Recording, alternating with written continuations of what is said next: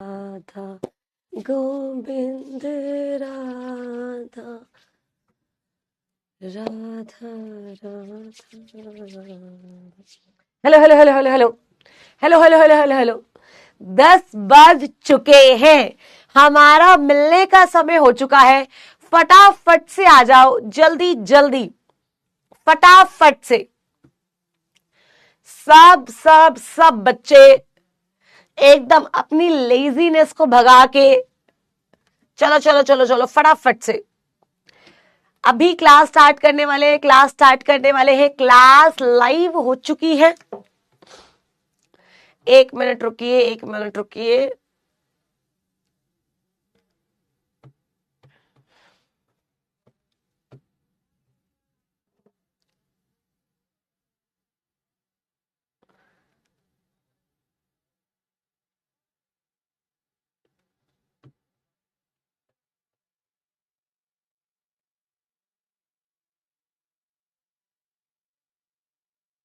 We are live, guys. We are live. Live. Radhe Radhe Radhe Radhe Radhe Radhe. Hello. Good morning मेरे बच्चे, good morning. जय Shri Mahakal, Radhe Radhe. Have a great day to you too. चलो फटाफट से आ जाओ, जल्दी आ जाओ। Amit Kumar good morning, Varun good morning, Divyanshi good morning, Radhe Radhe, Kavya Radhe Radhe, Pushpraj good morning, Mridul good morning, Sukhjeet good morning, Isha good morning, Kiran Radhe Radhe, Aditi good morning, Amit Radhe Radhe, Himanshi good morning. देखो मैं सबके नाम ले रही हूँ। आई गेस कोई भी छूटा नहीं है। Jyoti good morning, Harshita good morning, Jiya good morning, Heena good morning, Gungun good morning, Tanu good morning.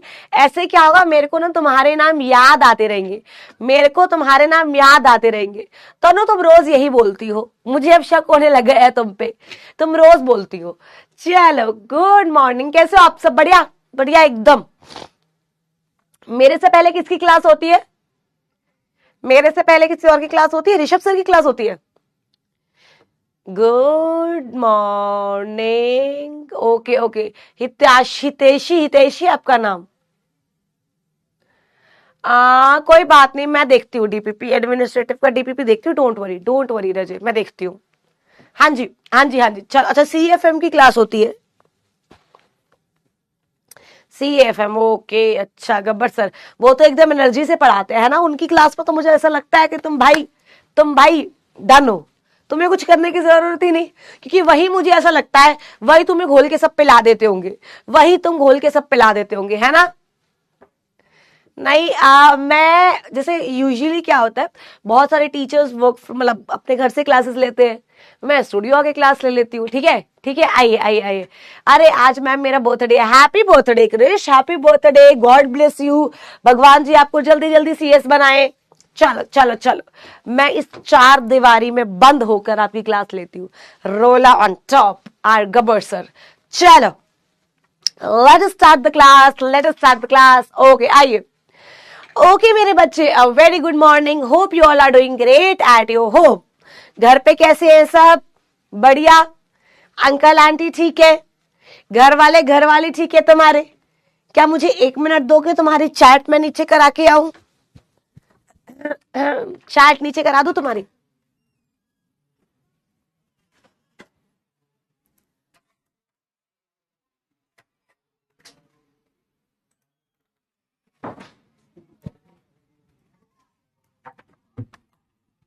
चलो I am back guys.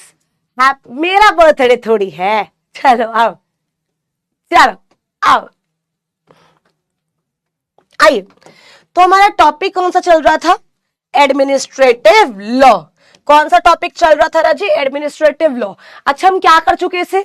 Administrative law क्या होता है, ठीक है, उसके बाद उसकी नीड क्या है, उसके सोर्सेज क्या है, थोड़ा जुडिशियल रिव्यू हम लोगों ने कंप्लीट किया था, फिर प्रिंसिपल्स ऑफ नेचुरल जस्टिस किए थे।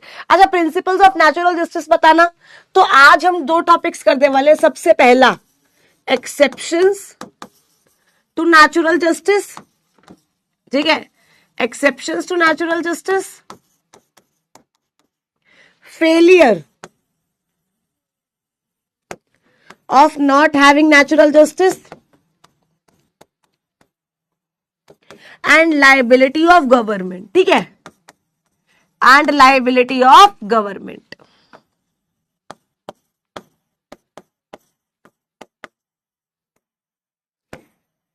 तो आज जो हम लोग हैं वो ये 3 टॉपिक करने वाले हैं, 3 टॉपिक करने वाले हैं। नेमो जोडेक्सिन खोजा हुआ, बहुत बढ़िया अमित, बहुत बढ़िया। इसी तरीके के जुरिस्ट को, इसी तरीके के जुरिस्ट की हमारी देश की इकोनॉमी को जरूरत है। इसी तरीके के जुरिस्ट हमारी देश में लॉ को आगे लेकर जा सकते हैं। बहुत बढ़िया। ज्यूरिस्प्रूडेंस अमित तुमसे ही शुरू होगा और तुमसे ही खत्म होगा। चांटे पड़े तुम्हें घर आकर, बताओ बताओ ये बदतमीज बच्चे 1 नंबर के। चलो राइट समझो, हम लोगों ने प्रिंसिपल्स ऑफ नेचुरल जस्टिस किए थे।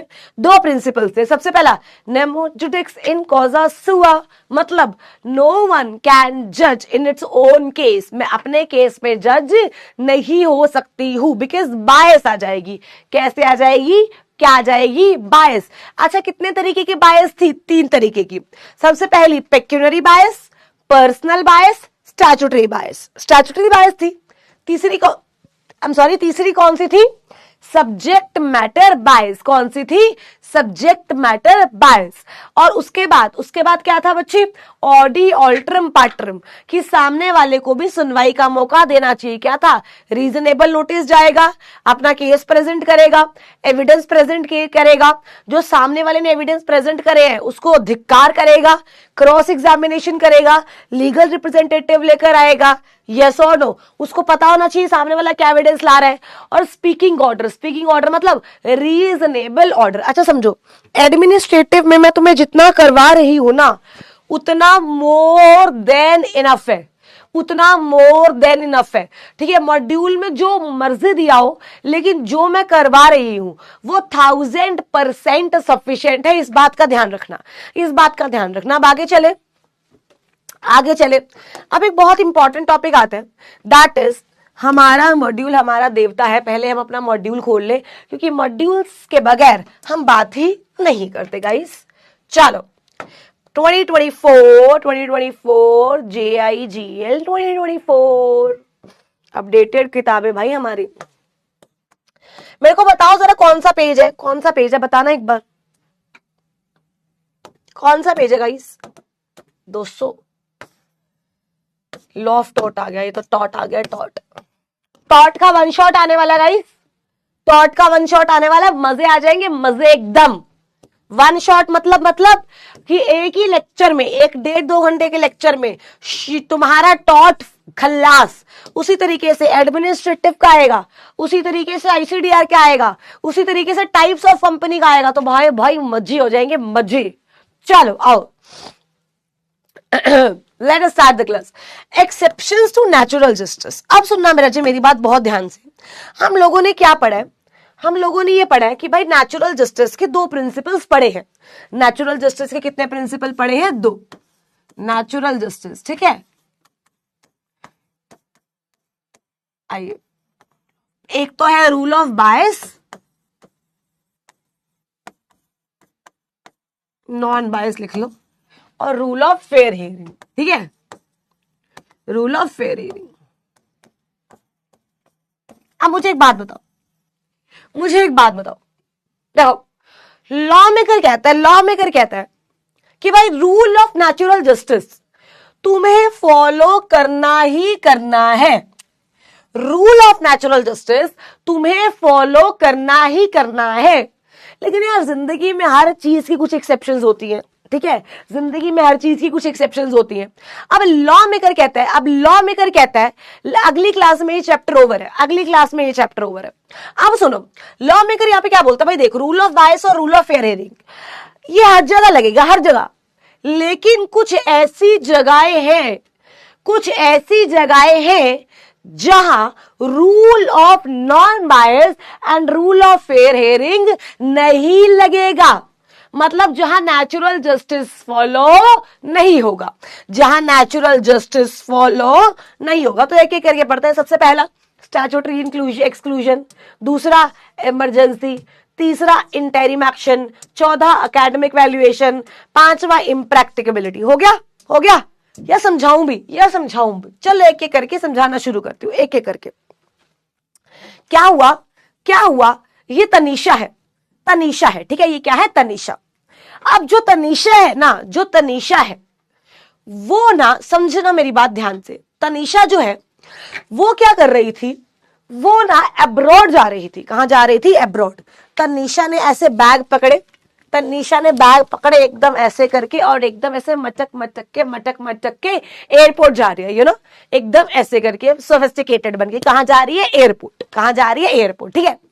अब मुझे ऐसा लगता है कि अगर तनीषा एयरपोर्ट गई और वहां से इसने फ्लाइट पकड़कर, अगर वहां से इसने फ्लाइट पकड़कर ये इंडिया के बाहर चली गई, तो ये इंडिया की धज्जियां उड़ा देगी बाहर जाके। मुझे ऐसा लगता है, समझो, मुझे ऐसा लगता है कि अगर तनीषा इंडिया के बाहर गई, अगर तनीषा इंडिया के बाहर गई और मैंने उसे रोका नहीं, तो इंडिया की धज्जियां उड़ा देगी तनीषा। बताओ, मुझे ऐसा लग रहा है तनीषा देशद्रोही है, तनीषा टेररिस्ट है, तनीषा टेररिस्ट। ये अपनी आंखों से कत्ल करती है। तो मुझे एक बात बताओ, क्या तनीषा को वहां रोकना जरूरी है या नहीं? मुझे एक बात बता दो। मैं पूछूंगी, hello Tanisha, how are you, why are you going, I have a doubt on you. तुम इंडिया के बारे में बाहर तो पूरा जाके नहीं बोलोगी ना? चलो तुम्हें मैं मौका देती हूँ, तुम कल कोर्ट आना। अब वो लॉ मेकर कहता, भाई शिवानी इतना सब काम करेगी, अगली बंदी वैसी भाग जाएगी, वो वैसे ही भाग जाएगी, समझो। तो इस केस में मैंने क्या किया? मैंने फटाफट तनीषा का पासपोर्ट जब्त कर लिया। तनीषा का पासपोर्ट क्या कर लिया? जब्त। क्या अब वो बाहर जा सकती है? नहीं। तो अब समझो, अब जब मैंने उसका पासपोर्ट जब्त किया तो उसको गुस्सा आया, वो कोर्ट में चली गई, वो कोर्ट में चली गई। और जज थी पायल, ऑब्वियसली मेरे से ही पड़ी हुई है, जज थी पायल। जज क्या थी? पायल। तो क्या हुआ? तो तनीषा ने पायल को बोला, जज साहब, इन्होंने मेरे साथ ऐसे ऐसे किया है, मेरा पासपोर्ट जब्त कर लिया और मुझे मौका भी नहीं दिया सुनवाई का। मुझे ऑडी अल्ट्रम पैट्रम क्या बोलते? सुनवाई का मौका। मुझे सुनवाई का मौका भी नहीं दिया, मेरा पासपोर्ट जब्त कर लिया। ये तो गलत है, ये तो गलत है। तो जज क्या बोलता? देख, नहीं, गलत नहीं है, शिवानी मैम ने एकदम सही किया। क्यों? क्योंकि this is the case of urgency. यहां पे अगर आप उसको सुनवाई का मौका देते तो आप समझो कितना लंबा प्रोसीजर चला जाता। और क्या वो सुनवाई का मौका देना देश के लिए हानिकारक था? यस। पब्लिक इंटरेस्ट में गलत था? यस। अब समझो, अब उसका पासपोर्ट जब्त कर लिया। अब मैं बोलूंगी चल खुश शुरू हो, चल अब दे रही हूं सुनवाई का मौका, 24 घंटे बोल। लेकिन जब मैं पासपोर्ट जब्त कर रही थी तब उसको सुनवाई का मौका नहीं दे सकती थी। बताओ क्लियर है या नहीं? क्लियर है या नहीं? एक बार देखो, इमरजेंसी, जो देश में इमरजेंसी लगती है उसकी बात नहीं कर रखा नालायक यहां पे। पता चले तुम्हारे दिमाग है भी ऐसे। देश की इमरजेंसी वाली बात नहीं हो रही, अर्जेंसी वाली इमरजेंसी की बात हो रही है। मतलब कि इंपॉर्टेंट है, इंपॉर्टेंट। देखो क्या लिखा हुआ है, in exceptional cases of urgency where prompt and preventive action is required, the principles of natural justice need not to be observed. The pre-decision hearing may be excluded where the prompt action is required to be taken. अब समझो, तनीषा का मैंने कत्ल ही कर दिया बिना सुनवाई किए। ये सिर्फ पासपोर्ट जब्त किया है, पासपोर्ट। मतलब जो प्री डिसीजनल हियरिंग होती है, जो डिसीजन से पहले वाली हियरिंग होती है, उसमें इसको बोलने का मौका नहीं दिया। लेकिन अगर एक बार इसका पासपोर्ट जब्त हो गया, तो मुझे एक बात बताओ कि इसको मौका मिलेगा नहीं मिलेगा? बिल्कुल मिलेगा। देखो क्या लिखा हुआ है, to be taken in the interest of public safety, public morality और any delay in the administrative order because of pre decisional hearing before the action may cause injury to public interest. क्या समझ आ रहा है कि भाई अगर तुमने ज्यादा ड्रामेबाजी की तो इस केस में क्या होगा? इस केस में पब्लिक सेफ्टी को हानिकारक हो जाएगा। एक मिनट रुको, तुम्हें ग्रुप चाहिए? रुको मैं लिख लेती हूँ यार, आज ना बहुत सारे टास्क करने हैं। ग्रुप चाहिए तो मैं डेली, क्योंकि भूल जाती हूँ, तो मैं लिख लेती हूँ अपने नोटबुक में तुम्हारे ग्रुप का, ठीक है। मैं बोल देती हूँ स्टाफ को, ग्रुप तीनों का एक ही ग्रुप चल जाएगा, तीनों का एक ही ग्रुप चल जाएगा, ठीक है। चलो लिख लेती हूँ यार, मैं भूल जाती हूँ यार भाई, इतना सारा वो काम होता है, कुछ ना कुछ मैं भूल ही जाती हूँ। चलो खैर, क्या यहाँ तक क्लियर है? क्या यहाँ तक क्लियर है? अब इसमें केस हुआ था, केस का नाम क्या था? Menaka Gandhi versus Union of India. Menaka Gandhi versus Union of India. बस इसमें तनिष्का की जगह मेनका गांधी नाम आ गया, तनिष्का की जगह मेनका गांधी नाम आ गया, बाकी सारा केस सेम है, बाकी सारा केस सेम है। हुआ क्या था यहाँ पे, मेनका गांधी का भी पासपोर्ट जब्त कर लिया था, मेनका गांधी का भी पासपोर्ट जब्त कर लिया था, और उसके बाद मेनका गांधी जी गई थी कोर्ट में। मेनका गांधी जी कहां गई थी? कोर्ट में। अच्छा आपको पता ना, मेनका गांधी, राहुल गांधी, सोनिया गांधी बेसिकली एक ही परिवार है, एक ही परिवार है, अब अलग हो गया, अब अलग हो गया, राइट। तो समझो, तो गई थी कोर्ट में, तो कोर्ट ने भी यही बोला था कि भाई तेरा पासपोर्ट जब्त करना जरूरी था, वरना तो इंडिया के बाहर जाके इंडिया के बारे में गंद बोलती। क्लियर है? क्लियर है? पक्का पक्का पक्का पक्का, कोई दिक्कत यहां तक? फर्स्ट तो क्लियर है ना? फर्स्ट तो क्लियर है, कोई दिक्कत नहीं है। अगला क्या है? Interim disciplinary action. क्या है? Interim disciplinary action. अभी हमने तनिष्का का एग्जाम्पल लिया था, तनिष्का का, अब अमित का लेते हैं, अब अमित का लेते हैं, ठीक है। अब क्या हुआ? अब क्या हुआ? अब पायल क्लास में बहुत ज्यादा बोल रही थी, ठीक है, बहुत ही ज्यादा बोल रही थी, एकदम एक्सेसिव। अमित को गुस्सा आया, अमित को गुस्सा आया, और अमित ने पायल को प्रभु के पास भेज दिया। अमित ने पायल को प्रभु के पास भेज दिया, ठीक है। अमित ने पायल को क्या किया? प्रभु के पास भेज दिया। अब क्या हुआ? हम सबको कहीं ना कहीं लगता है कि अमित है तो ऐसा ही, उसकी शक्ल पे लिखा है कि वो किसी का कत्ल कर सकता है, लेकिन अभी तक ना डिसीजन आया नहीं है, अभी तक प्रोसीडिंग्स चल रही है। अभी तक क्या चल रही है? प्रोसीडिंग्स चल रही है। अब लेटेस्ट देख, हमारी ऑफलाइन क्लासेस होती है, हमारी ऑफलाइन क्लासेस होती है, ठीक है। अब यूजुअली क्लास में 200 बच्चा बैठता है, लेकिन अमित के डर से क्लास में बच्चा ही नहीं आ रहा। अमित के डर से लोग अमित की आंखों को देख के डर रहे हैं, लोग अमित के कदमों की, जो क्या बोलते हैं उसको, कदमों की आवाज पहचान रहे हैं कि कोई तो आया है, कोई तो आया है हमें प्रभु के पास पहुंचाने। लोग डर रहे हैं। तो ना अब हम लोगों ने डिसाइड किया, पीडब्ल्यू की टीम ने, हमने कहा देखो, अगर अमित रहा तो हमारी क्लासें बंद हो जाएंगी, कोई आएगा ही नहीं। अब चाहे अभी तक अमित साबित नहीं हुआ कि अमित जो है वो मर्डरर है, अमित जो है वो क्या है? मर्डरर है, लेकिन हमें फिर भी अमित को कुछ दिन के लिए अपने इंस्टीट्यूट से निकाल देना चाहिए। कुछ दिन के लिए अपने इंस्टीट्यूट से क्या देना चाहिए? निकाल देना चाहिए। अब मैंने अमित को कॉल करा, मैंने कहा हाँ जी अमित कैसे हो? कहता मैडम एकदम बढ़िया भाई, हारा तो देखो डर फैल गया है।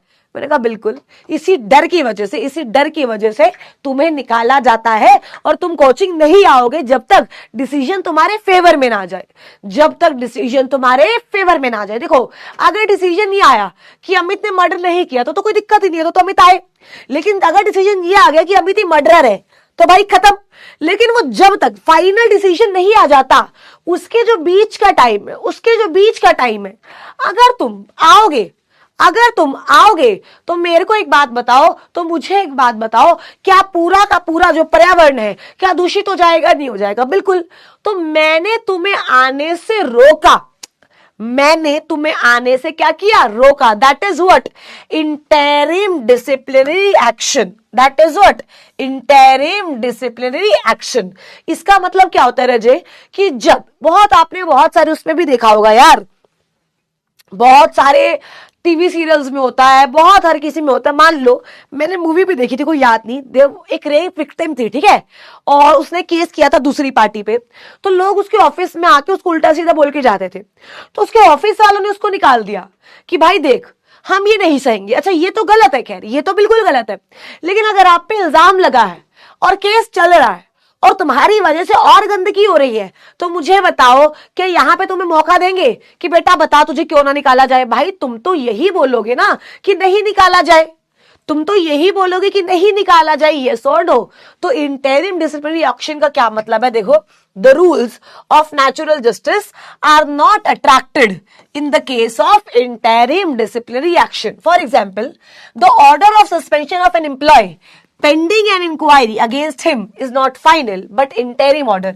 भाई एम्प्लॉय के खिलाफ, आपके एम्प्लॉय के खिलाफ कुछ गलत चल रहा है, कुछ इंक्वायरी चल रही है, आपने अपने एम्प्लॉय को निकाल दिया, आपने अपने एम्प्लॉय को निकाल दिया, this is interim disciplinary action. इसमें भाई तुम ये थोड़ी बोल सकते हो कि मेरे को वो करो, क्या करो, मुझे नेचुरल जस्टिस दो, मेरी बात सुनो। भाई नहीं सुननी तुम्हारी बात, तुम्हारी बातें सुन सुन के थक गए तभी तो निकाल रहे हैं। यस और नो? देखो वो क्या कह रहे हैं, there is a case of Abhay Kumar versus Srinivasan. ये जो मैंने अभी एग्जांपल दिया था अमित का, सेम केस है।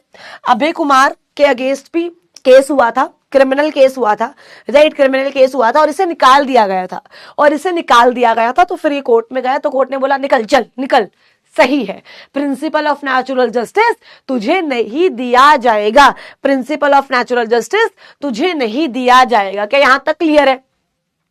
क्या ये 2 पॉइंट्स क्लियर है? जल्दी जल्दी बताओ, क्या ये 2 पॉइंट्स क्लियर है? इमरजेंसी और इंटरिम डिसिप्लिनरी एक्शन बच्चे बहुत सिंपल है, बहुत बहुत सिंपल है। क्या यहां तक क्लियर है? कोई दिक्कत, कोई दिक्कत, कोई परेशानी? हेलो गाइस इन द लाशो, कोई दिक्कत, कोई परेशानी है तो बोल दो, है तो बोल दो, मैं और बढ़ा दूंगी, अभी लिखवा दूंगी। अब अगर किसी ने बोला ना मैम लिखवा भी दो तो फिर चांटे वांटे आ जाएंगे, लिखवा दूंगी, पहले मैं कर लो, ठीक है। अगला क्या है? अगला है एकेडमिक इवैल्यूएशन। अगला क्या है? Academic evaluation, academic evaluation. अच्छा, अब क्या हुआ, क्या हुआ, आई वॉज इन कॉलेज, ठीक है, और भाई मैंने तुम्हें बताया ना 10th के बाद मेरा एकदम से वो हो गया कम बैक। कम बैक का मतलब क्या है कि भाई मेरे एकदम टॉपर बन गई थी, ऑलमोस्ट टॉपर लगा लो, ऑलमोस्ट टॉपर क्लास की, ठीक है। और कॉलेज में मेरा ये सीन नहीं था, कॉलेज में मेरा ये सीन नहीं था, बिकॉज कॉलेज में मैं क्या कर रही थी, वो कर रही थी CS कर रही थी, ठीक है। तो कॉलेज मेरा बड़ी मुश्किल से कटा है, कॉलेज में मेरे को हमेशा पासिंग मार्क्स से मिले, क्योंकि जब मैं फर्स्ट ईयर में थी मैं फाउंडेशन कर रही थी, सेकेंड ईयर में एग्जीक्यूटिव कर रही थी और थर्ड ईयर में प्रोफेशनल कर रही थी। तो आप समझ ही सकते हो मेरा कॉलेज पे कितना ज्यादा ध्यान होगा, राइट। कॉलेज में मेरा उतना ज्यादा ध्यान नहीं था। तो मेरा उस टाइम पे मेरी एक फ्रेंड थी, हम लोग का ना 3-4 का ग्रुप था, 3-4 का ग्रुप था। अच्छा, कॉलेज में जैसे भाई बहन बन नहीं जाते एकदम, मतलब कट्टर कि भाई तू मेरा भाई करके, ऐसा है ना, ये सीन था। तो क्या हुआ था, तो एक लड़की थी क्लास में, उसका नाम सोनिया था, if I am not wrong, हाँ भाई मैं नाम भी भूल गई, उसका नाम सोनिया था। तो हुआ क्या, वो बहुत इंटेलिजेंट, वो बहुत इंटेलिजेंट, ठीक है। और मैं यूजुअली उसके साथ चिपकी रहती थी। चिपकी क्यों रहती थी कि भाई मेरे को भी पास वास करा देगी, मेरे को भी पास वास करा देगी, ठीक है। और हम दोनों का एक कॉमन फ्रेंड था वैभव करके, हम दोनों का एक कॉमन फ्रेंड था वैभव करके। आज ही इज उसमें एयरफोर्स में, मतलब मैं तो बहुत वो मानती हूँ उसे, he is in air force, and air force वो यूनिट होती है ना फ्लाइंग जेट वाली, वो उसमें है। तो ये डिटरमाइन करता है कि कॉलेज लाइफ जो भी हो भाई आप करियर में आगे अच्छा कर सकते हो, ठीक है। तो क्या हो, तो शायद उसकी शादी वादी भी होगी। तो वैभव था, ठीक है। अब ना वो बिल्कुल नहीं पढ़ता था क्लास पे, बिल्कुल नहीं, एकदम निहायती नालायक लड़का जिसे बोलते हैं ना, वो था। अब कॉलेज में पास होने के लिए कितने चाहिए, कॉलेज में पास होने के लिए आई गेस 50 CGPA चाहिए होता है, राइट, 5 CGPA, मतलब 5 CGPA, ठीक है, कि हर केस में मतलब हर सेमेस्टर में 5 CGPA चाहिए। अब भाई मेरे को तो सिर्फ मेरा एम क्या था, 5-6 CGPA ले आओ। सोनिया का एम था कि 8-9 CGPA तो आए। और वैभव भाई उस बंदे का कोई एम नहीं था, उस बंदे का कोई एम नहीं था, उसको बस ये था कि कॉलेज में कोई अच्छी लड़की मिल जाए, कॉलेज में कोई अच्छी लड़की मिल जाए। अच्छा, मिली थी उसको, ठीक है, लेकिन शादी उसकी किसी और से हो रही है। तो हुआ क्या, अब हुआ क्या भाई, जब 6 महीने के बाद रिजल्ट आया, जब 6 महीने के बाद रिजल्ट आया तो वैभव भाई के 1.5 CGPA आए। सच में बोल रही हूं, 1.5 CGPA, 1.5। कॉलेज वालों ने बुलाया इनको, तो कहते हैं कि आप फेल है। वो कहता अच्छा, मतलब उसको लगा होंगे 4-4.5 CGPA समथिंग लाइक दैट, ठीक है, उसको लगा होंगे। कॉलेज वालों ने बोला भाई साहब आपका 1 CGPA आया है, 1 CGPA, हमें बताते हुए भी शर्म आ रही है, और हम आपका पेपर भी चेक कर चुके कि ये तो 1 भी नहीं बनता, ये तो 1 भी नहीं बनता। तो वैभव कहता अब क्या करूं। तो हमारी जो प्रिंसिपल थी, कॉलेज की प्रिंसिपल, क्योंकि इतने होनहार बच्चों को, इतने होनहार बच्चों को, ठीक है, टीचर तो डील नहीं कर सकती, इनको प्रिंसिपल ही बताएगी अब ऑब्वियसली। तो प्रिंसिपल आई तो उसके सामने वो जाके बोलता कि सर मैम अब क्या करूं। तो प्रिंसिपल बोलती आप एक काम करो, आप एक काम करो। वे बोलते क्या, आप कल से कॉलेज मत आओ, आप कल से कॉलेज मत आओ। तो वह बोलता है मैम हाँ कितने दिन की छुट्टी दे रहे हो। कह रही छुट्टी नहीं बेटा जी, मैं आपको यहां से दफा कर रही हूं, मैं आपको यहां से दफा कर रही हूं, निकल जाओ। अगर एक दिन शक्ल मत दिखा देना, तुम्हारे जैसों बच्चों, तुम्हारे जैसों की वजह से हमारे कॉलेज का नाम खराब हो जाता है। बताओ तुम्हें 6 महीने पढ़ाया, 6 महीने पढ़ के तुम 1 CGP लेकर आए हो। तुम्हें 6 महीने पढ़ाया हमने, 6 महीने क्लासेस लिया ये तुम्हारी, और तुम 1 CGP लेकर आए हो और उसको वहां से निकाल दिया। उसकी एक नहीं सुनी, उसको निकाल दिया। ठीक है, अब हमने भी उसको बोला कि भाई देख देख सिंपल सी बात है, तेरा कुछ बन तो रहा नहीं है, या तो तू अच्छे से पढ़ ले या तो तू निकल जा। उसके बाद उसने किसी और कॉलेज में एडमिशन ले लिया, तो वो खैर बहुत पुरानी बात है। बट अब देखो यहाँ पे क्या हुआ, एकेडमिक इवैल्यूएशन भाई तुम्हारी सुनी जाएगी क्या? पेपर चेक करते हुए तुम्हारी सुनी जाएगी, तुम्हारी एक नहीं सुनी जाएगी। तुम्हें जितने नंबर दिए तुम, अब तुम्हारे पास राइट है, तुम्हारे पास राइट है बच्चे कि आप क्या कर सकते हो, आप RTI डाल सकते हो, आप अपनी कॉपी की रीचेकिंग के लिए डाल सकते हो।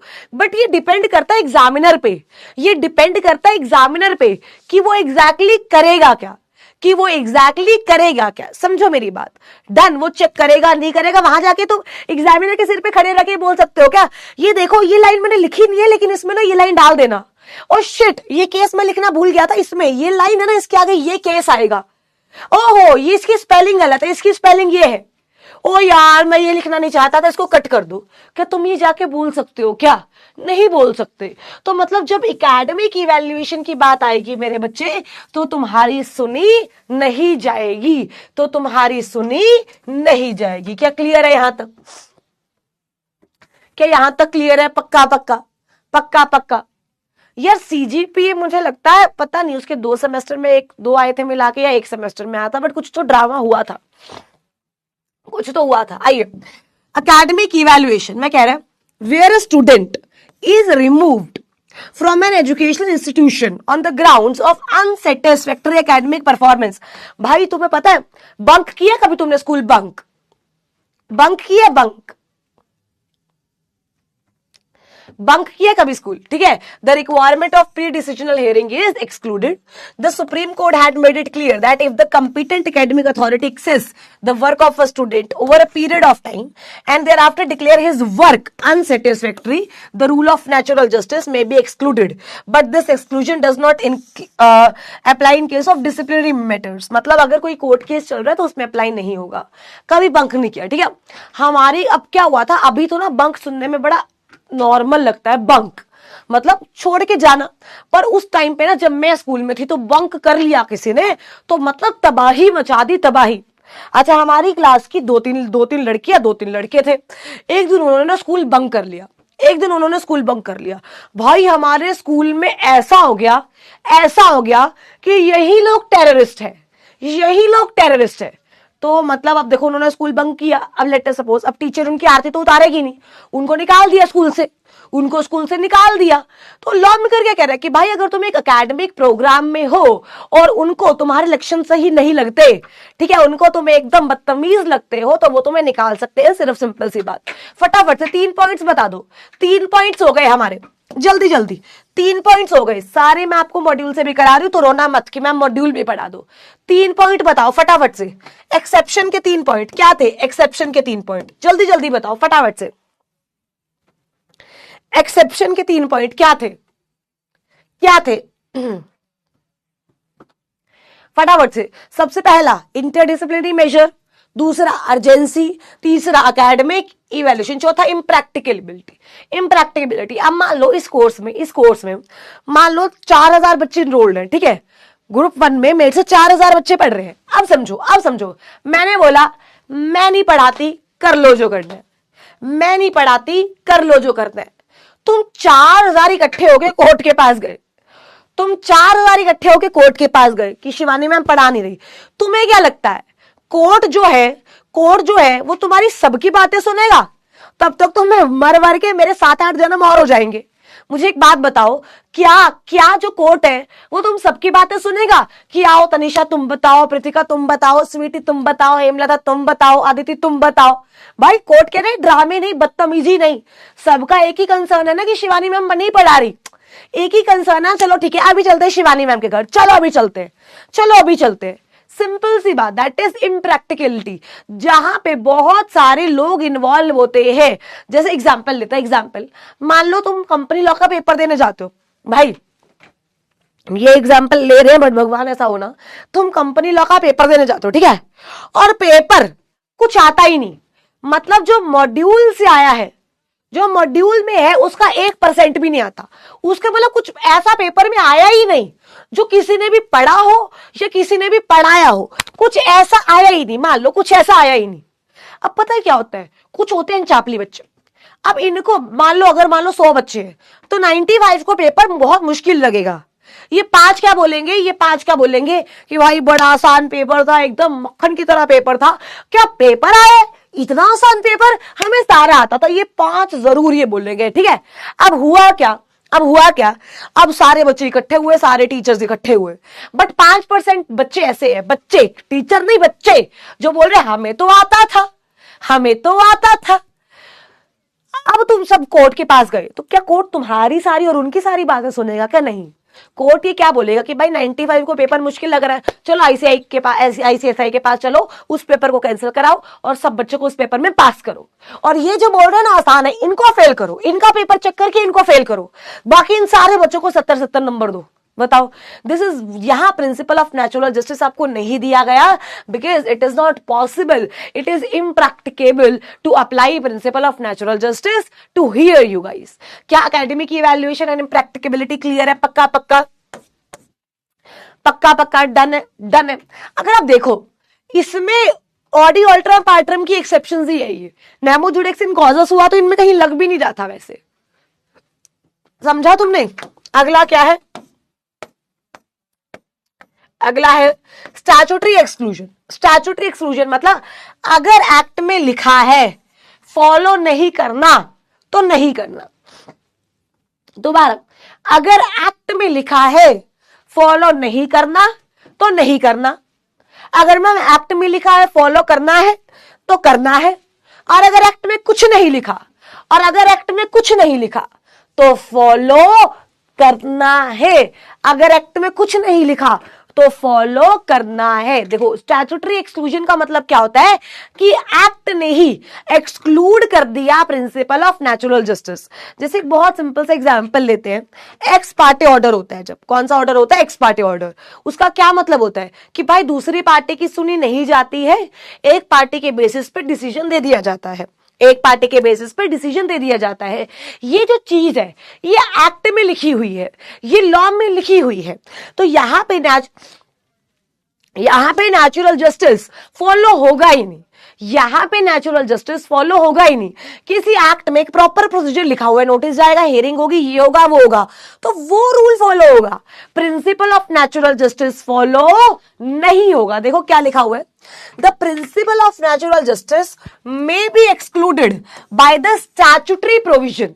स्टैट्यूटरी प्रोविजन की जगह मतलब क्या होता है? एक्ट। स्टैट्यूटरी प्रोविजन की जगह मतलब एक्ट। अगर एक्ट में, नालायकों सुन लो, अगर एक्ट में लिखा हुआ है फॉलो नहीं करना तो नहीं करना, लेकिन अगर एक्ट में कुछ नहीं लिखा हुआ तो फॉलो करना है, और एक्ट में लिखा हुआ है तो भी करना है। समझो मेरी बात ध्यान से।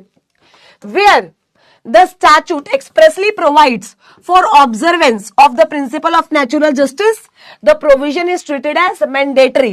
अगर स्टैट्यूट में लिखा हुआ है, एक्ट में लिखा हुआ है कि आप नेचुरल जस्टिस फॉलो करो तो करना है, और अगर आपका एक्ट साइलेंट है तो भी करना है, लेकिन अगर स्टैट्यूट आए तो उसको एक्सक्लूड कर सकता है, उसको एक्सक्लूड कर सकता है। तो ये 5 आपके एक्सेप्शंस है। किसी को कोई डाउट है तो पूछ लो, कोई डाउट है तो पूछ लो फटाफट से।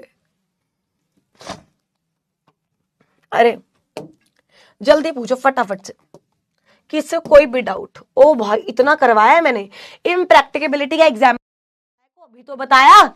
मान लो नीट का पेपर मुश्किल आया, नीट का पेपर मुश्किल आया, सारे बच्चे कोर्ट के पास चलेंगे तो कोर्ट के एक एक की बात सुनेगा? बताओ, क्या कोर्ट एक एक की बात सुनेगा? नहीं सुनेगा ना राजी, एक एक की बात, बिल्कुल एक एक की बात नहीं सुनेगा। Ma'am if we have written then we have to write the whole point. नहीं रजी, नहीं, नकुल नहीं। हाँ हाँ, जुडिशियल भी करा दूंगी। अरे रेपुटेशन कैसे डैमेज हो गई उसकी? वो मेरे को पता है, वो इंडिया के बाहर जाके बोलेगी, उसका ट्रैक रिकॉर्ड है, उसका ट्रैक रिकॉर्ड है, सिंपल सी बात। आइए आइए, चलो एक बार लिखे, चलो आओ आओ, पानी पी लो। मैं ड्रिंक वाटर प्लीज।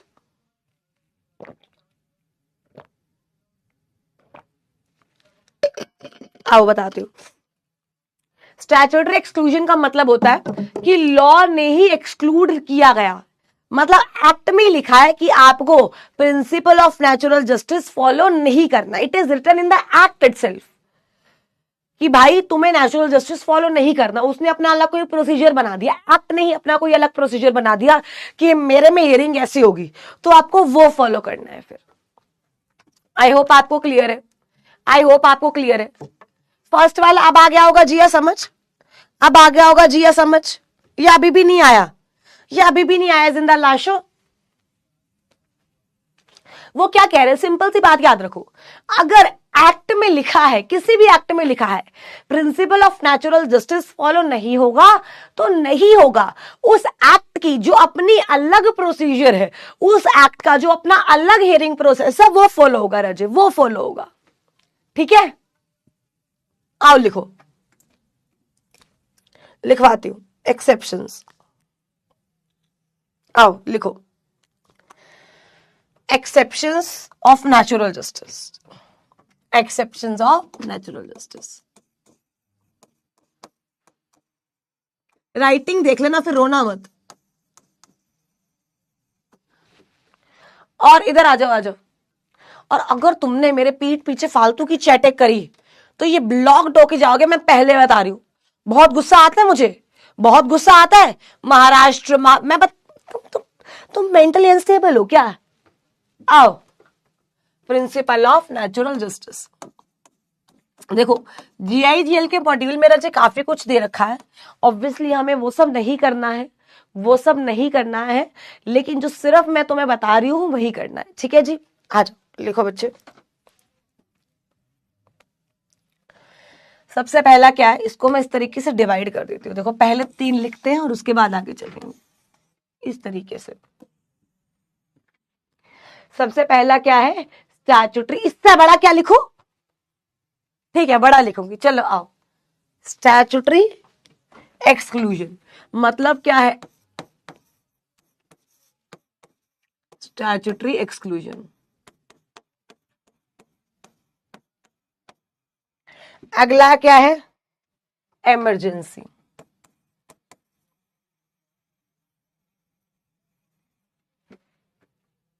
अगला इंटरडिसिप्लिनरी मेजर्स। ओहो,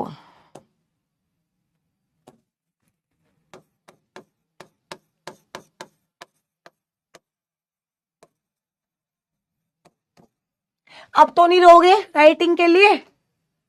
पक्का पक्का पक्का पक्का?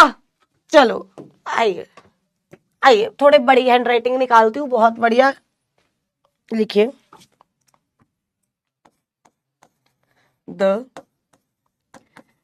प्रिंस, यार ये लिखा क्यों नहीं जा रहा आज मुझसे, रुको। The principle of natural justice may be excluded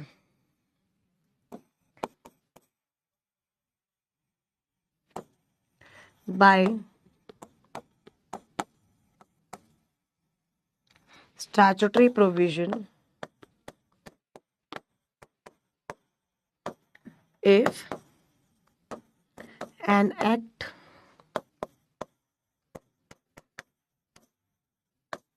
provides so.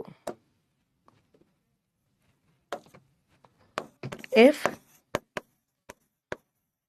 anything not written in act, then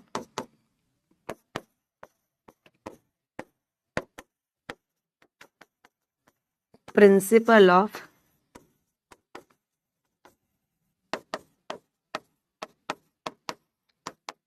is followed. वो क्या कह रहा है, आपको प्रिंसिपल ऑफ नेचुरल जस्टिस कब फॉलो नहीं करना, जब एक्ट में लिखा हुआ है कि आपको फॉलो नहीं करना। अगर एक्ट में कुछ नहीं लिखा हुआ, इसका मतलब क्या है आई एम सॉरी, कि फॉलो करना है। अच्छा, तुम बोलो ट्रिप पे जाएं, मम्मी बोले कि अब तो बड़ी हो गई है, अपने सारे फैसले खुद ले सकती है, हमसे पूछने की क्या जरूरत है। तो इसका मतलब क्या है, बताओ, इसका मतलब क्या है, इसका मतलब क्या है। तुम बोलो मम्मी ट्रिप पे जाए, मम्मी बोले अब तो बड़ी हो गई है, अपने सारे फैसले खुद ले सकती है, हमसे पूछने की जरूरत ही क्या है, जहां जाना है जाओ, हम कौन सा रोकते हैं, और रोकेंगे भी तो हमारी बात कौन सा कोई सुनेगा। तो इसका सीधा साधा क्या मतलब है, तुम क्या अपने बैग पैक करने लग जाओगे, क्या बैग पैक करने लग जाओगे। मम्मी बताओ, ऑब्वियसली नहीं है ना। इसका मतलब भाई आज सुबह क्या हुआ मैं आपको बताती हूँ, ठीक है। कल ना हमारी कुक आंटी नहीं आई, कल हमारी कुक आंटी नहीं आई। अच्छा, मैं ना it's been a while that I am planning कि भाई कहीं से ट्रिप पे चलते हैं, बट सडनली कोई काम आ जाता है, कोई कमिटमेंट आ जाती है, कोई फॉर्म फाइलिंग आ जाता है, कोई क्लाइंट आ जाता है, राइट। तो कुछ नहीं होता, ठीक है, कुछ नहीं होता। तो मैं बहुत टाइम से सोच रही थी, फिर अब मैंने सोचना छोड़ दिया। तो कल क्या हुआ, हमारी ना कुक आंटी नहीं आई, तो हम लोगों ने बाहर से खाना वाना मंगा के खाया। आज सुबह मैं निकल रही थी, वो आई, मैंने कहा हाँ जी आंटी। अच्छा, वो संडे भी नहीं आती, ठीक है भाई, इनका ये इनके मजे है, ये वो संडे भी नहीं आती, मंडे भी नहीं आई, वो 2 दिन तो ये छुट्टी हो गई। तो मैंने उनसे पूछा हाँ जी आंटी, एकदम ऐसे एकदम अपने टशन में एटीट्यूड, आंटी। मैंने कहा हाँ जी आंटी, आई नहीं आप कल। आंटी पता क्या कहती दीदी ऋषिकेश गए थे, कितना मजा आया। तुम्हारी कसम, दीदी ने ऐसे बोला, कहती दीदी ऋषिकेश गए थे, कितना मजा आया, हम लोगों ने यहां से कार कर ली, संडे निकले थे और कल रात को वापस आए। कहते हम लोग 10 लोग थे, फैमिली वाले गए थे, एकदम मजा आ गया। कहती दीदी इतना अच्छा मौसम, कहती इतना अच्छा वहां का खाना, इतना अच्छा मौसम, इतना अच्छा वो क्या नाम है जो व्यू को उन्होंने कुछ हिंदी में बोला था। कहती इतने अच्छे नजारे, कहती इतने अच्छे नजारे।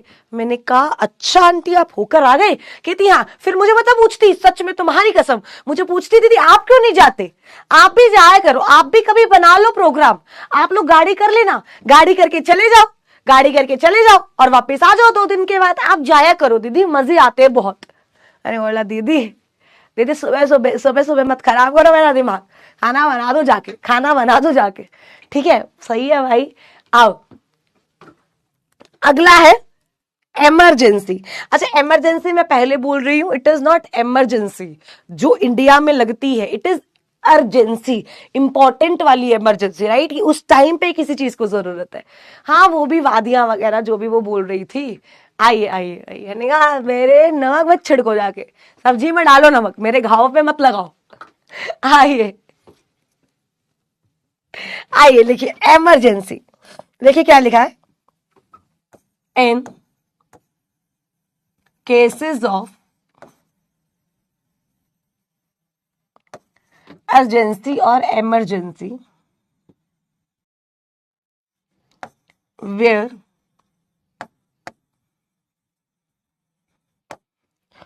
prompt action is required,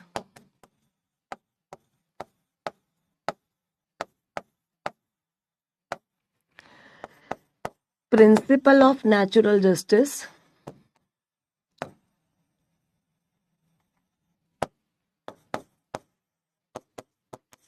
may be excluded। ठीक है,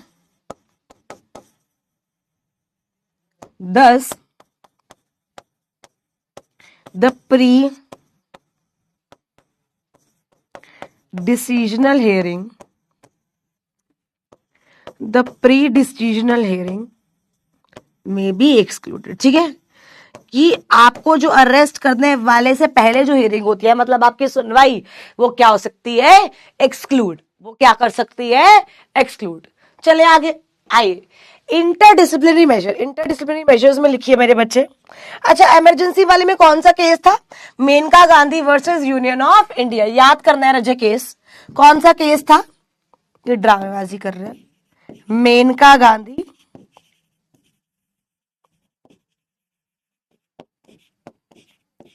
union of India versus Union of India, ठीक है, यूनियन ऑफ इंडिया। आगे चलते हैं, आगे चलते हैं। डिसिप्लिनरी एक्शन, डिसिप्लिनरी मेजर्स का मतलब क्या? आइए, it is not applied, it मतलब natural justice, in case of inter disciplinary action. इसमें आपको एग्जाम्पल ही देना पड़ेगा मेजर।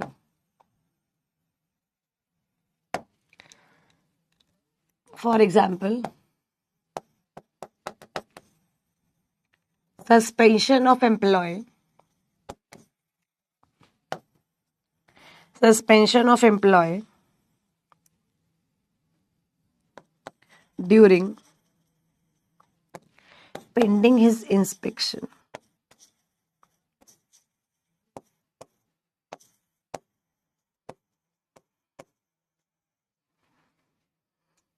ठीक है, क्या यहां तक क्लियर है? क्या यहां तक क्लियर है? पक्का पक्का? ये तीनों लिख लिए, आगे चले। साथ साथ लिख रहे हो क्या? साथ साथ लिख रहे हो क्या? आगे चले क्या?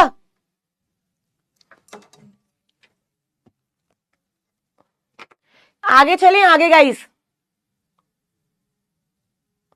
चले। आइए, अगले दो कौन से हैं? अगले दो कौन से हैं? जल्दी बताओ, जल्दी, टाइम पास मत करो। अगले दो कौन से? फटाक से फटाक से फटाक से, अगले दो जल्दी याद है। इंटरडिसिप्लिनरी के बाद, इंटरडिसिप्लिनरी के बाद अगले कौन से है? जल्दी। Academic evaluation and इम्प्रैकेबिलिटी,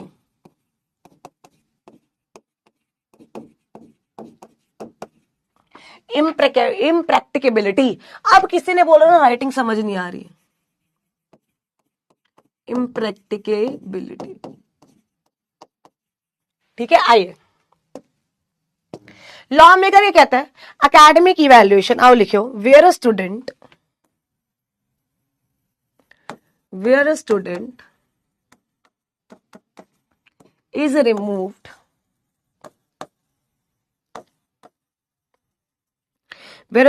is removed from an education institute। क्या तुम्हें मैं यहां से निकाल सकती हूं? Educational institute on ground of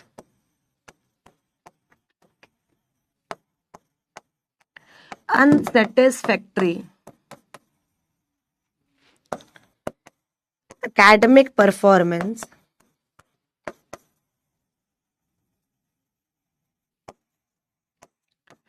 then the rule of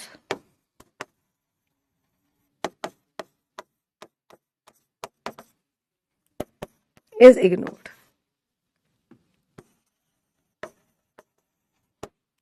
ठीक है जी, ठीक है जी, पक्का पक्का पक्का।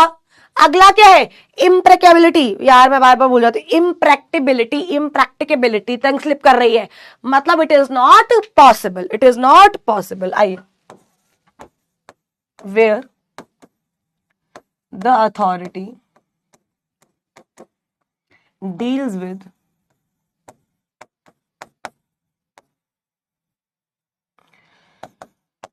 large number of people, then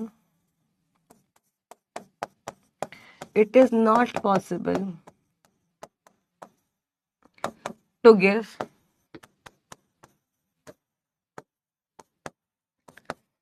opportunity of being heard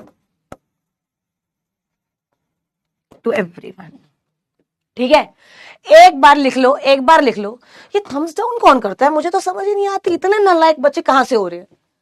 ma'am case log भी जो इंपॉर्टेंट है, इससे अगला इंपॉर्टेंट है हर्षिता, इससे अगला लिखवाऊंगी, इससे अगला इंपॉर्टेंट है वो अगला लिखवाऊंगी। केस लॉज याद नहीं करने, याद नहीं करने। आइए, अच्छा एक कह रहा है मैम फिफ्थ पॉइंट, एक कह रहा है फर्स्ट पॉइंट, एक कह रहा है इमरजेंसी। नलायक को तीन तो हो गए। एक कह रहा है इम्प्रैक्टिकेबिलिटी। नलायक को तुम्हें शर्म वरम है या नहीं है, अभी तो समझाइए दोबारा पांचू कि स्टैट्यूटरी एक्सक्लूजन मतलब कि आपका एक्ट नहीं बोल दिया कि फॉलो नहीं करने। इम्प्रैक्टिबिलिटी का मतलब क्या होता है रजे, कि भाई पॉसिबल ही नहीं है सबकी सुनना है, पॉसिबल ही नहीं है सबकी सुनो, क्योंकि इतने सारे लोग हैं, इतने सारे लोग हैं। नालायको क्या कर रहे हो तुम, क्या कर रहे हो बताओ। कि यहां तक क्लियर है, आगे चले, आइए आगे चले, पक्का पक्का पक्का। Let's move ahead, let's move ahead. आइए आइए आइए, इंटरिम का सेकंड पॉइंट का फर्स्ट वर्ड आओ। सेकंड पॉइंट केस है, case. For example, for example, ठीक है ठीक है, चले आगे, आगे चले, चलो आओ आगे चलते हैं। अब सुनना, देखो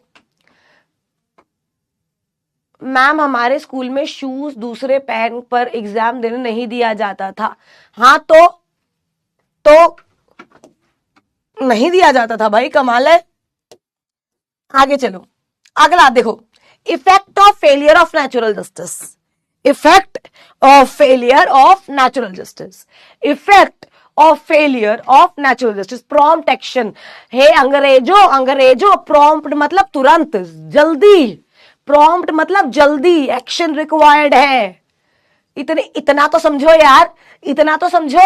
बताओ भगवान जी, क्या क्या है ये, इधर आओ। अब इसका ना, इसका पूरा पूरा केस इसमें नवाब खान वर्सेस गुजरात। अब इसको समझते हैं क्या हुआ, इसको समझते हैं क्या हुआ। डाउट देखो केशव, देख लूंगी डाउट, तुम चुप रहो, एक बार तुम्हारा डाउट देख लो मैं कहीं।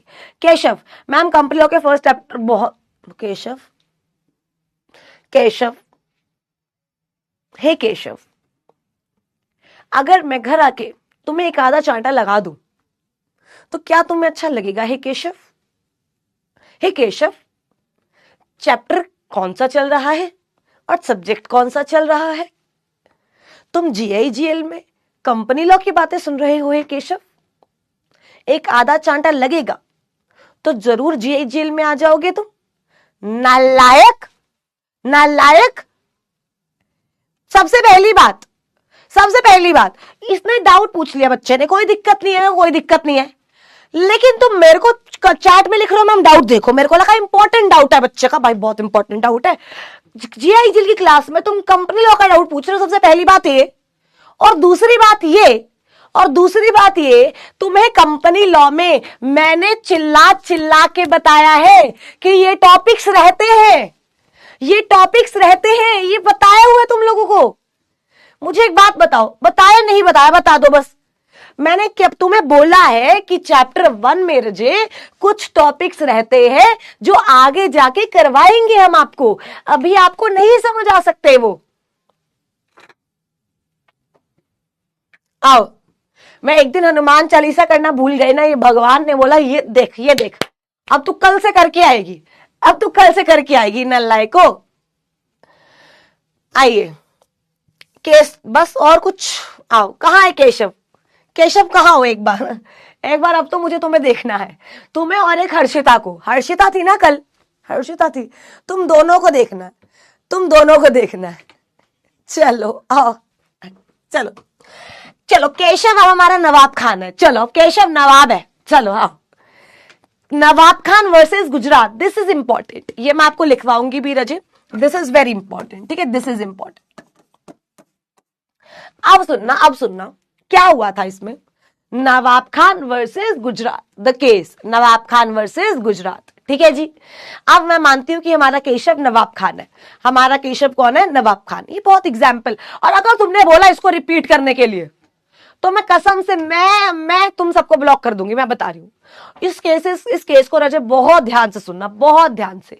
10 मिनट लगेंगे, 10 मिनट लगेंगे, but this is very important, ठीक है।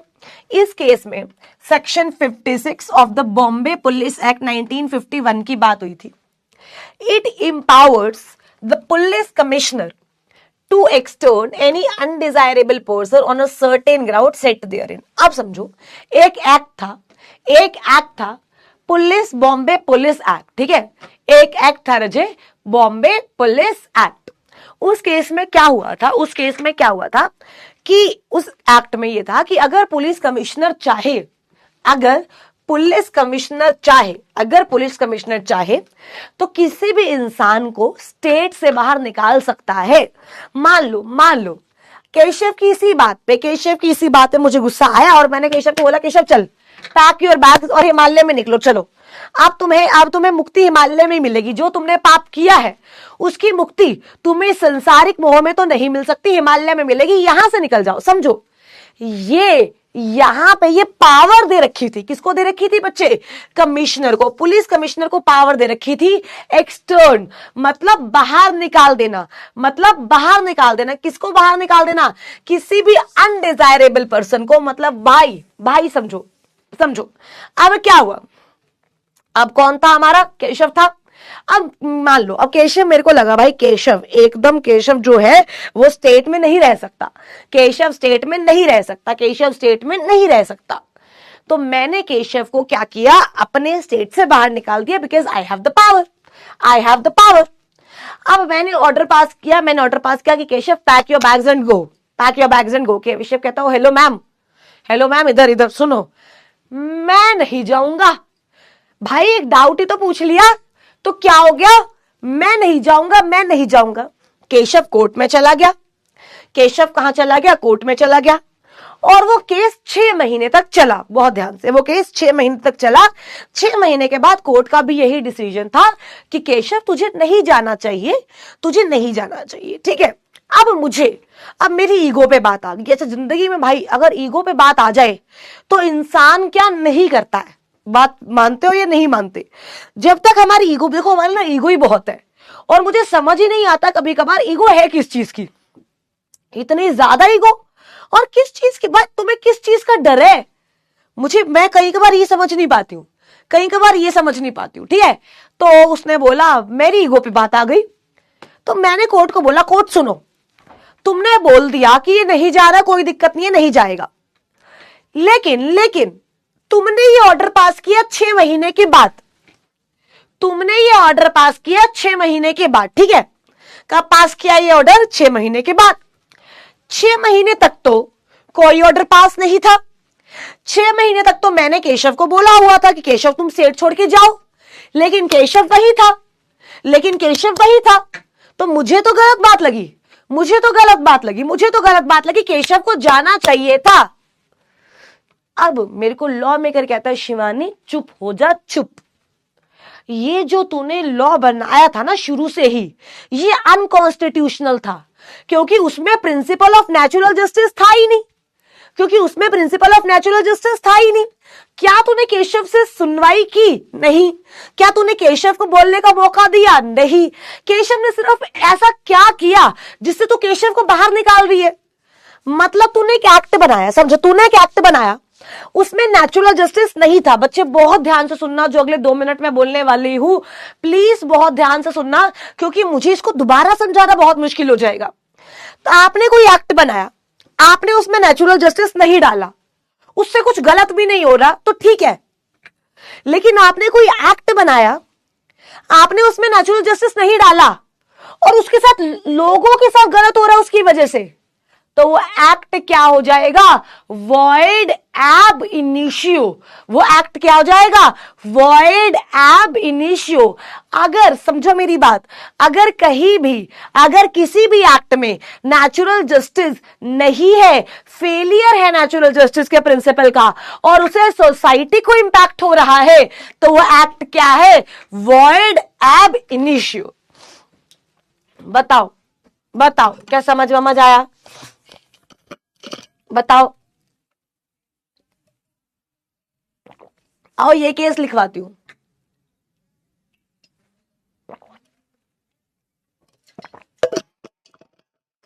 मेरे पुचकू बच्चों इधर समझो, ये जो तुम्हें मैं लिखवा रही हूं, ठीक है, ये जो तुम्हें मैं पीपीटियां बनवा रही हूं, ये क्या, ये मेरे खुद के पेपर है क्या दिसंबर में?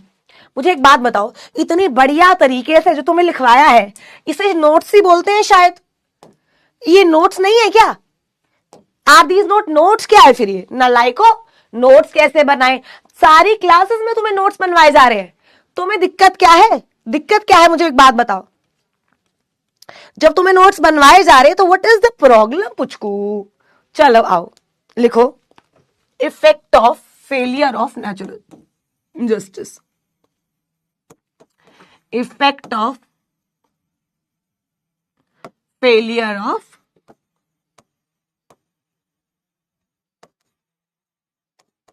केस का नाम बोल दो फटाफट से, जल्दी जल्दी। केस का नाम क्या है? Nawab Khan versus state of Gujarat. Nawab Khan versus Gujarat. अरे केशव कहां गए तुम? मैंने तो प्यार से बोला था केशव, डांटा भी नहीं तुम्हें, डांटा भी नहीं मैंने तो तुम्हें। तुम लोग को डांटने का मन नहीं करता यार मेरा। वो तो ऐसे ही, अच्छा तुम बुरा तो नहीं मानते ना मैं तुम्हें डांट देती हूँ जब जब मैं तुम्हें ऐसे थोड़ा बोल देती हूँ तो तुम बुरा तो नहीं मानते ना? पक्का? मतलब ऐसा तो नहीं है कि मैम आप तो भाई बाहर मिलो, मिलो जरा कहीं बाहर, ऐसा तो नहीं है ना? बता दो, दिल पे तो नहीं लगते ना तुम्हारे? आइए लिखो, ठीक है। नवाब खान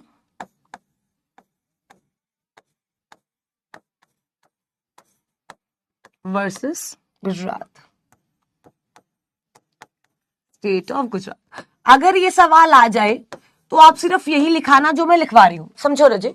जीआईजीएल का जो मॉड्यूल है ना, जीआईजीएल का जो मॉड्यूल है वो बहुत ज्यादा बड़ा है और आपको उन सब नहीं करना है, मतलब बहुत कुछ छूटेगा।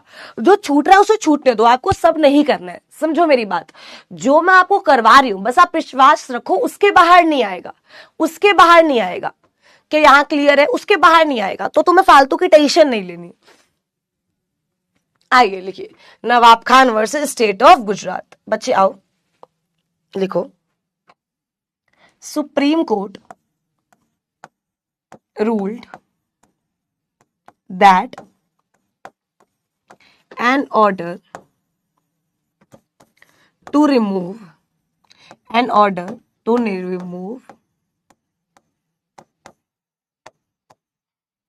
Nawab Khan from sitting was invalid because it did not follow a proper legal process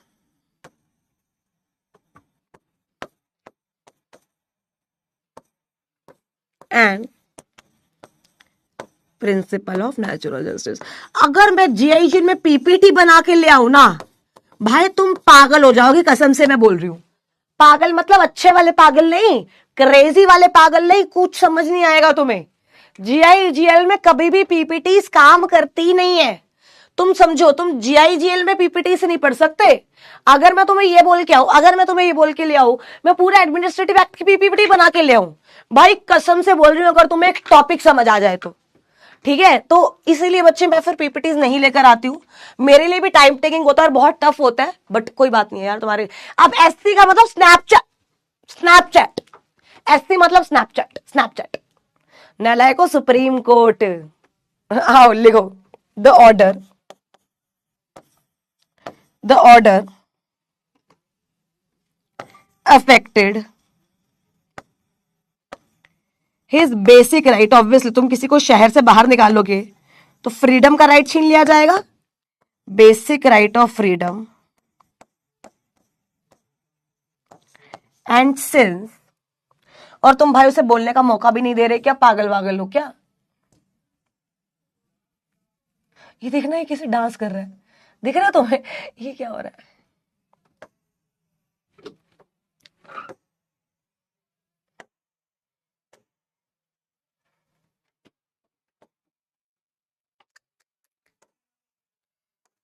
क्या है ये, छोड़ो ऐसे ही रहने दो. The order affected his basic right of freedom and since he wasn't given a chance to be heard before the order was made,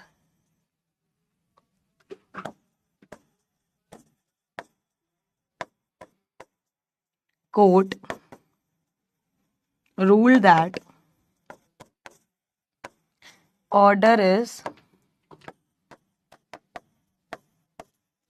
void ab initio. This is the whole case. This is the whole case. बताओ, this is the whole case. क्या यहां तक clear है? यहां तक clear है? पक्का पक्का जल्दी बताओ. किसी को कोई दिक्कत? किसी को कोई दिक्कत? फटाफट से. किसी को कोई दिक्कत? Are we done here? Are we done here? पक्का पक्का पक्का पक्का बच्चे. अब तो केशव, अब तो हैंड राइटिंग समझ आ जाती होगी. अब तो समझ आ जाती होगी हैंड राइटिंग. अब तो मैं बहुत सही लिखती हूँ. अब तो सही लिखती हूँ. नहीं, जेन्युइनली बताओ, क्या तुम्हें हैंड राइटिंग नहीं समझ आती? क्योंकि फिर मैं देखूंगी, फिर मैं लिख कर लाया करूंगी. क्योंकि मुझे ऐसा लगता है कि अब मतलब थोड़ा सा शायद इंप्रूव हुआ है और समझ आ जाता होगा. The order affected his basic right of freedom and since he wasn't given a chance to be heard before the order was made, the court ruled that the order is void ab initio. चले आगे. तो principal of natural justice यहां खत्म होता है. Principal of natural justice is done. ठीक है, principal of natural justice is done. अगर क्वेश्चन आ जाए तो बस इतना ही लिख कर आना है. इसके अकॉर्डिंग, इसके बाद नहीं, आई एम सॉरी, इसके बाद नहीं लिखना. क्लियर है? अब आओ. तो हमने नेचुरल जस्टिस कर लिया, नेचुरल जस्टिस की एक्सेप्शंस कर ली. ठीक है, नेचुरल जस्टिस कर लिया और नेचुरल जस्टिस की एक्सेप्शंस कर ली. ठीक है, नेचुरल जस्टिस के 2 प्रिंसिपल्स थे और एक्सेप्शंस कितनी थी? 5. अब फटाफट से सारे बच्चे 5 एक्सेप्शन लिख दो चैट बॉक्स में. एक्सेप्शन लिख दो चैट बॉक्स में फटाफट से, जल्दी जल्दी. कोर्ट का जजमेंट याद नहीं करना, बस आपको पता होना चाहिए केस में क्या हुआ था. क्या हुआ था बच्चे. बहुत सारे एक्ट शुरू में बन जाते हैं जो अनकॉन्स्टिट्यूशनल होते हैं, क्योंकि उस टाइम कॉन्स्टिट्यूशनल भी आया ही था ना. कॉन्स्टिट्यूशनल में आया ही था. ठीक है, हाँ हाँ हटा दिया रजी, हटा दिया. हाँ हाँ बिल्कुल बना सकते हो जतिन, बिल्कुल बना सकते हो. हाँ हर्षिता तुम्हें नहीं, कोई दूसरी होगी, तुम थोड़ी थी. तुम नहीं थी हर्षिता, कोई और होगी. चलो फटाफट से जल्दी बताओ यार. 5 एक्सेप्शंस बता दो. टाइम नहीं है, टाइम. फटाफट से बताओ, जल्दी जल्दी फटाफट से, जल्दी. चले आगे. चलो आओ. Statutory exclusion, academic evaluation, interim disciplinary measure, उसके बाद इमरजेंसी, और एक और रह गया इम्प्रैक्टिकेबिलिटी. क्या 5 याद हो गई? क्या 5 याद हो गई? पक्का पक्का पक्का पक्का. आओ आगे चलते. अब क्या है? लायबिलिटी ऑफ अ स्टेट और government in contract. This is important. इस पे पास्ट ईयर पे क्वेश्चन भी बन चुका है. पास्ट ईयर पे एक सवाल बन चुका है इस पे. सुनना मेरी बात, सुनना. तुम्हें टॉट में भी करवाया था कुछ ऐसा? टॉट में भी तुम्हें कुछ ऐसा कराया था? एक बार बताओ. इन जिंदा लाशों को याद तो होगा नहीं. लायबिलिटी ऑफ गवर्नमेंट, क्या तुम्हें टॉट में भी कुछ कराया था? लायबिलिटी ऑफ गवर्नमेंट बताओ, कराया था टॉट में? ये बोलेंगे हमें तो नहीं कराया मैडम ने, नहीं कराया हमें तो मैडम ने. देखो याद है वाइकेरियस लायबिलिटी ऑफ स्टेट कराया था. तो कह रहे गवर्नमेंट की 2 तरीके की लायबिलिटी होती है. बहुत ध्यान से सुनना मेरे बच्चे. गवर्नमेंट की 2 तरीके की लायबिलिटी होती है. ठीक है रजी. एक होती है कॉन्ट्रैक्चुअल लायबिलिटी, कॉन्ट्रैक्चुअल लायबिलिटी, और एक होती है टॉर्टियस लायबिलिटी, यानी टॉर्ट की लायबिलिटी. ठीक है, टॉर्टियस लायबिलिटी. और एक कब होती है? ऑब्वियसली ये दोनों सिविल रॉन्ग के केस में होती है. ये दोनों किसके केस में होती है Raje? Civil wrong. Liability civil wrong, वो कह रहा है सिविल रॉन्ग में दो तरीके की लाइबिलिटी होती है। समझो, सिविल रॉन्ग में कितने तरीके की लाइबिलिटी होती है? दो तरीके की लाइबिलिटी होती है, एक तो कॉन्ट्रैक्चुअल लाइबिलिटी और एक tortious liability, right. Tortious liability हम टॉर्ट में डिस्कस कर चुके हैं, और एक आती है कॉन्ट्रैक्चुअल लाइबिलिटी। कॉन्ट्रैक्चुअल लाइबिलिटी का क्या मतलब होता है, समझो मेरी बात। एग्जाम्पल लेते हैं, ठीक है। अब क्वेश्चन नंबर 1, मेरा एक question, can central government enter into contract, और दूसरा can a state government enter into contract. दो सवाल है मेरे बच्चे, दो सवाल। Can central government enter into a contract और can state government enter into a contract. दो सवाल। क्या सेंट्रल गवर्नमेंट कॉन्ट्रैक्ट कर सकती है किसी के भी साथ? हमने बोला हां जी बिल्कुल कर सकती है। क्या स्टेट गवर्नमेंट भी कर सकती है? यस। ये बात याद रखना राजीव, जब भी सेंट्रल गवर्नमेंट किसी के साथ कॉन्ट्रैक्ट करेगी, वो करेगी in name of president of India, in name of president of India, ठीक है जी। और जब भी कोई स्टेट करेगी राजे किसी के साथ कॉन्ट्रैक्ट, वो करेगी in name of governor, in name of governor. अब इसका मतलब ये नहीं है कि प्रेसिडेंट कॉन्ट्रैक्ट में आ रहा है या गवर्नर कॉन्ट्रैक्ट में आ रहा है। मेरी बात सुनना, 5 मिनट लगेंगे, मेरी बात सुनना। इसका मतलब ये नहीं है राजे कि प्रेसिडेंट कॉन्ट्रैक्ट कर रहा है या गवर्नर कॉन्ट्रैक्ट कर रहे हैं, नहीं, इसका मतलब ये नहीं है। इसका मतलब है कि गवर्नमेंट ही कॉन्ट्रैक्ट कर रही है, सेंट्रल गवर्नमेंट ही कॉन्ट्रैक्ट कर रही है और स्टेट गवर्नमेंट ही कॉन्ट्रैक्ट कर रही है, लेकिन जो कॉन्ट्रैक्ट हो रहा है वो किसके नाम पे हो रहा है? गवर्नर के नाम पे। मान लो हरियाणा और यूपी अगर कॉन्ट्रैक्ट में करते हैं तो दो सीजी, दो स्टेट ने कॉन्ट्रैक्ट किया है। अब क्या इनके सीएम करेंगे क्या साइन? नहीं। एंटर कौन होगा? गवर्नर। नाम किसका होगा? इन दोनों के गवर्नर का। किसका होगा? इन दोनों के गवर्नर का। अब मान लो अगर एक पार्टी ने कॉन्ट्रैक्ट ब्रीच किया, एक पार्टी ने कॉन्ट्रैक्ट ब्रीच किया, तो तुम क्या गवर्नर की गर्दन पकड़ोगे क्या जाकर के? बताओ, गवर्नर की गर्दन पकड़ोगे? ऑब्वियसली नहीं, गवर्नर की गर्दन नहीं पकड़ोगे। तुम पकड़ोगे किसको? गवर्नमेंट को। तुम पकड़ोगे किसको? गवर्नमेंट को। लॉ मेकर क्या बोलता है कि भाई देखो, आप नाम हमारा यूज कर रहे हो, लेकिन president and governor are not personally liable. ये बात याद रखना बच्चे, इस पे सवाल भी आ चुका है, इस पे सवाल भी आ चुका है। President and governor are not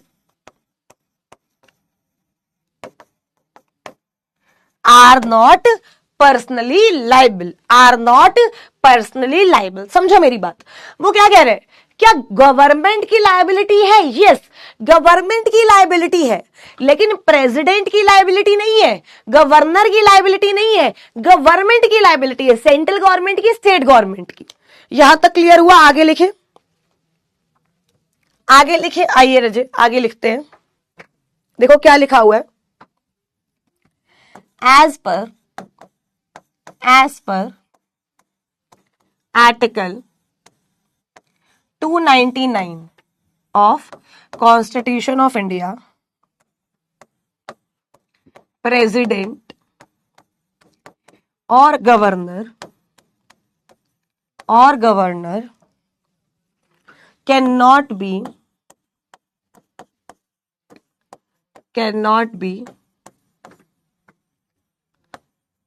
personally liable for any contract or assurance made on behalf of government, on behalf of government। लिखो फिर, if government breach the contract initially the only remedy was damage, but now court can compel the government to perform the contract. रुको, इसको इसके इस तरीके से लिखते हैं, बट नाउ, रुको, बट नाउ, रुको, but now government can be compelled to perform the contract through writ. Through writ लिख के छोड़ देना, कौन सी रिट कैसी रिट उसका मैं आपको बता दूंगी, वो मैं आपको बता दूंगी, लेकिन आप ये लिख के छोड़ देना, ये लिख के छोड़ देना। एक बार ये लिख लो, एक बार ये लिख लो, एक बार ये लिख लो, एक बार ये लिख लो फटाफट से, जल्दी जल्दी फटाफट से। Right it down Roger, right it down.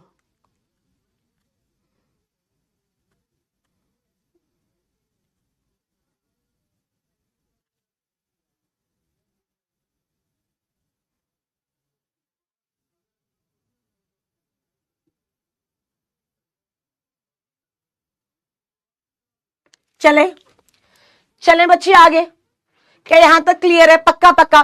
Article 299 क्या बोलता है कि प्रेसिडेंट और गवर्नर के नाम पे कॉन्ट्रैक्ट में आप एंटर कर सकते हो, लेकिन वो पर्सनली लायबल नहीं है। अब मान लो आपने कॉन्ट्रैक्ट किया सेंट्रल गवर्नमेंट के साथ या स्टेट के साथ, वो वैलिड कब होगा ये भी हमें देखना पड़ेगा, यस और नो। क्या ये लिख लिया? आगे चलो, आगे चलो, लिखो मेरे बच्चे। A contract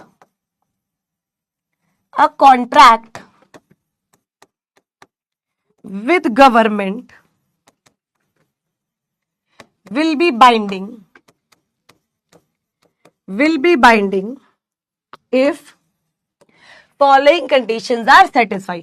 वो कह रहा भाई अगर ये नीचे वाली कंडीशन सेटिस्फाई होती है ना तो ही कॉन्ट्रैक्ट बाइंडिंग है और तो ही आप गवर्नमेंट को कंपेल कर सकते हो। समझो, तो ही कॉन्ट्रैक्ट बाइंडिंग है और तो ही आप गवर्नमेंट को कॉन्ट्रैक्ट कर सकते हो। Contract with the government, a contract with the government will be binding if following conditions are satisfied.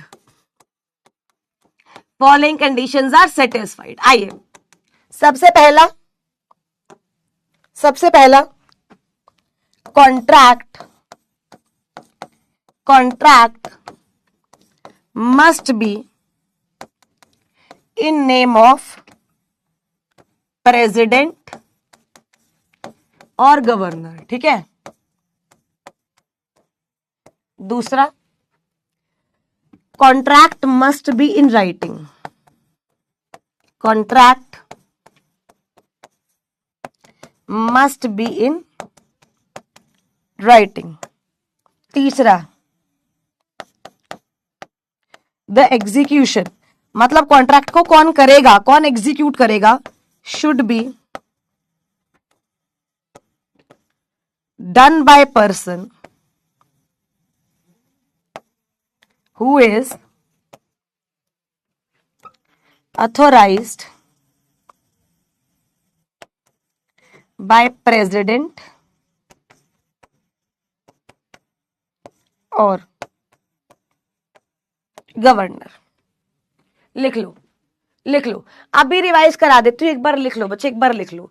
अगर वो कह रहा है ये 3 कंडीशन फुलफिल होती है जिंदा लाशों, समझो, अगर ये 3 कंडीशन फुलफिल होती हैं ओनली देन वो कॉन्ट्रैक्ट वैलिड होगा और गवर्नमेंट की लायबिलिटी आएगी। क्या क्लियर है? क्या क्लियर है? एक बार रिवाइज करते हैं, फिर आप डाउट्स पूछ लेना, ठीक है। देखो, हमने नेचुरल जस्टिस पूरा किया, नेचुरल जस्टिस के 2 प्रिंसिपल्स थे, ठीक है। आज हम लोगों ने उसके एक्सेप्शंस करी, 5 एक्सेप्शंस थी। सबसे पहला था स्टैट्यूटरी एक्सक्लूजन, मतलब अगर एक्ट ही बोल दे कि मुझे principal of natural justice follow नहीं करना तो मुझे नहीं करना। दूसरा क्या था? इंटेरिम मेजर्स, मतलब क्या है कि भाई अभी फाइनल डिसीजन आया नहीं है, लेकिन हमें आपको निकालना पड़ रहा है due to some reasons, that is interim disciplinary measure. तीसरा एकेडमिक इवैल्यूएशन।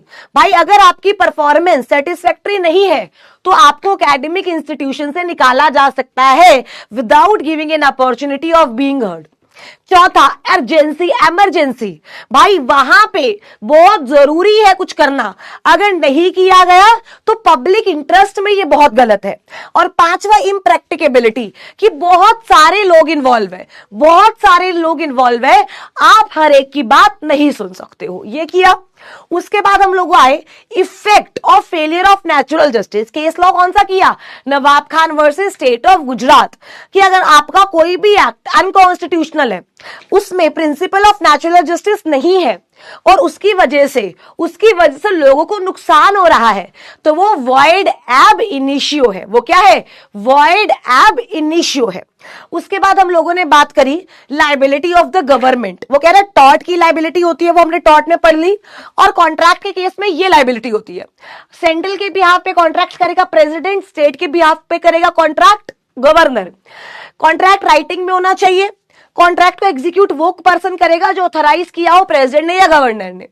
अगर ये तीनों कंडीशन सेटिस्फाइड है तो वो कॉन्ट्रैक्ट वैलिड है। और अगर कल को वो कॉन्ट्रैक्ट को गवर्नमेंट ब्रीच करती है तो प्रेसिडेंट और गवर्नर पर्सनल लायबल नहीं है, आई एम सॉरी, लेकिन गवर्नमेंट लायबल है। कौन लायबल है मेरे बच्चे? गवर्नमेंट जो है वो लायबल है। एक बार अपने सारे डाउट्स पूछ लो। जोए प्रेक, मैम मैथ्स वीक है, सीएफएम कैसे करूं? आपने कैसे किया था? तुम केशव नाम बदल कर आए हो क्या? नाम बदल कर आए हो क्या? Amit, but ma'am governor liable हो सकता है बच्चे, दे आर नॉट पर्स। उन्होंने अपने नाम, आप समझो, आई तो कॉन्ट्रैक्ट में गवर्नमेंट है ना, आई तो कॉन्ट्रैक्ट में गवर्नमेंट है, गवर्नर थोड़ी आया, गवर्नर का तो नाम यूज हुआ है। आइए मैम, मैंने प्रो बैच चार्ट बुक्स की हार्ड कॉपी है, मैं पूछ के बता दूंगी। आइए बच्चे, टॉट में था सोवरिन नॉन सोवरिन, इसमें ऐसा नहीं है, इसमें ऐसा नहीं है।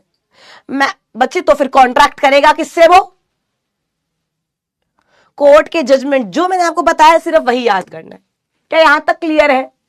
क्या यहां तक क्लियर है? मैं आपका वो बनवा दूंगी, क्या बोलते हैं, ग्रुप बनवा दूंगी, उसकी टेंशन मत लो।